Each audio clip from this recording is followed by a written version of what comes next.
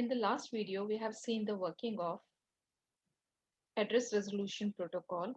So address mapping can be done in two ways, where we are mapping the IP address to the MAC address and MAC address to the IP address. So in the ARP, we have seen how the ARP maps the given IP address to a MAC address using the dynamic mapping technique. We have seen the frame format of the ARP also in the last video. So today we are going to be see the four cases used by the ARP when it is doing the mapping of the IP address to the MAC address.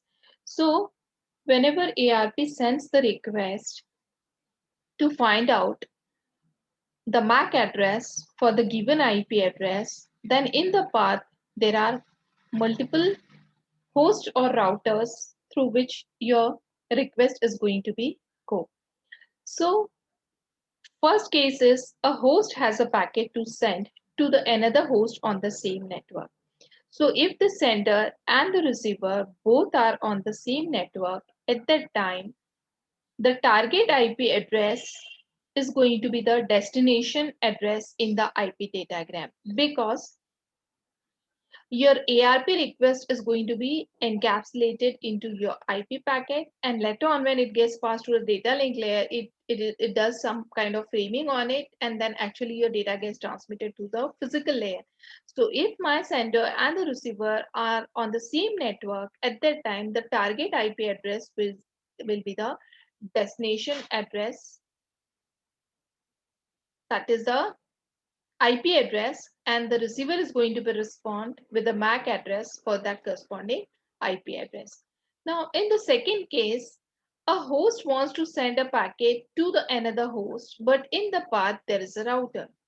So in that case, when there is in the path there is a router, at that time the target IP address will be the IP address of the router. So as you can see in the diagram, the target IP address is going to be the IP address of the router, because the receiver over here is a router, and then through your router your request gets forwarded to the appropriate receiver.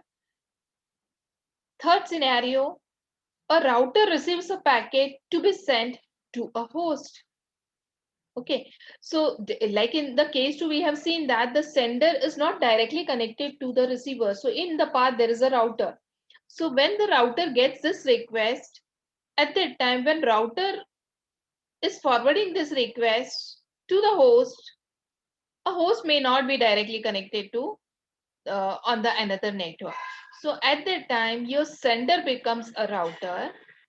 And now over here, when I'm saying the target IP address, the target IP address will be the IP address of your this router in the path.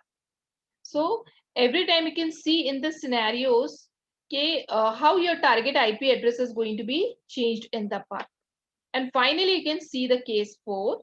So in the case 4, your router becomes a sender, and your router is sending your request to the host that is connected via the local area network. So in this case, your target IP address will be the uh, destination address of your host. So you can see that the target IP address is going to be changed in the path, and whenever it is going to be reach out to the appropriate receiver is going to be respond with the MAC address. So these are the four scenarios that are used by the ARP.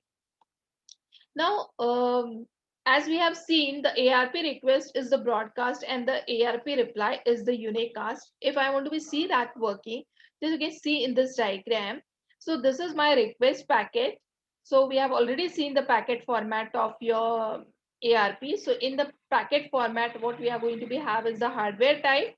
We are going to be have the protocol type. So over here, the protocol that we are using is the IP version 4 protocol, and for that we have taken 080800.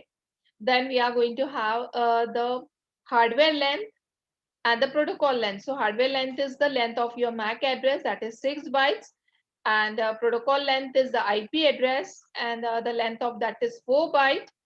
As it is a request packet, we are having the 001 in this request packet, And in the packet, I will specify what is my source IP address, what is my source MAC address.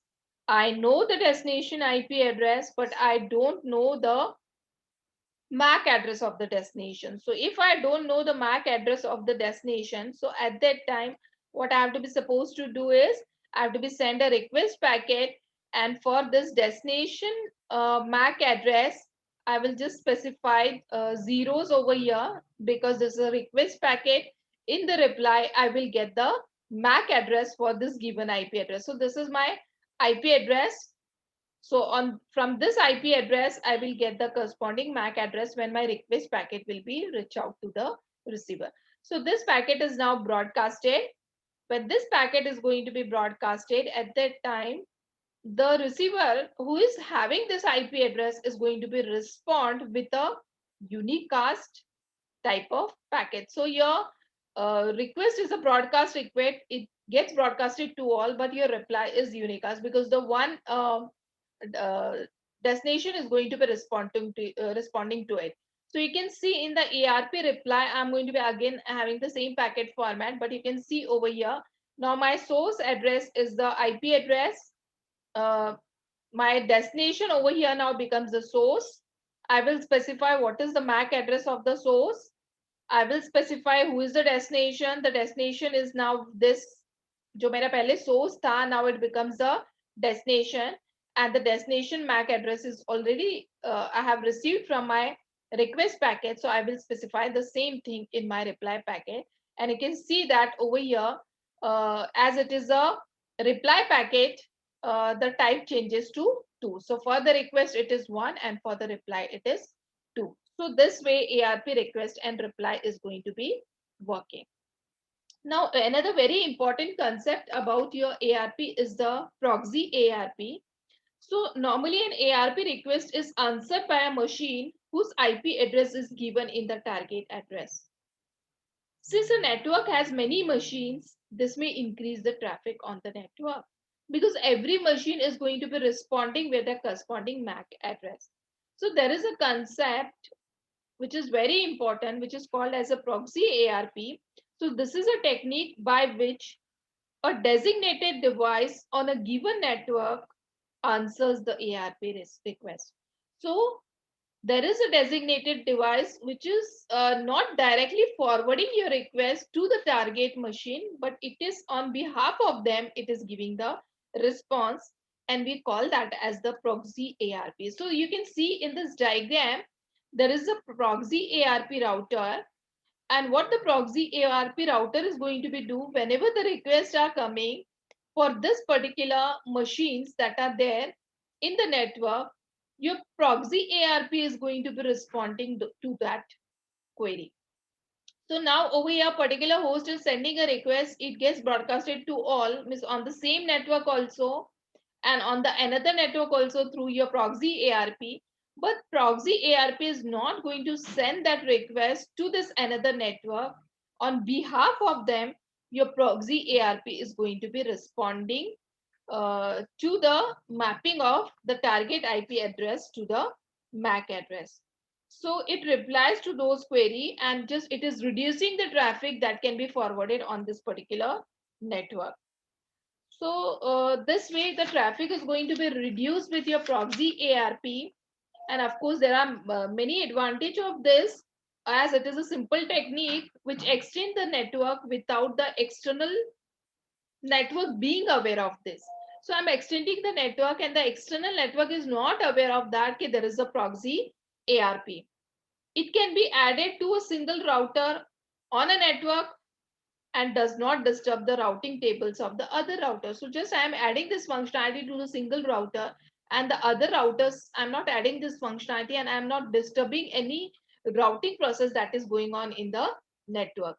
It can be used when the IP hosts are not configured with the default gateway or do not have any routing intelligence, and physical address of the host are hidden from the external network.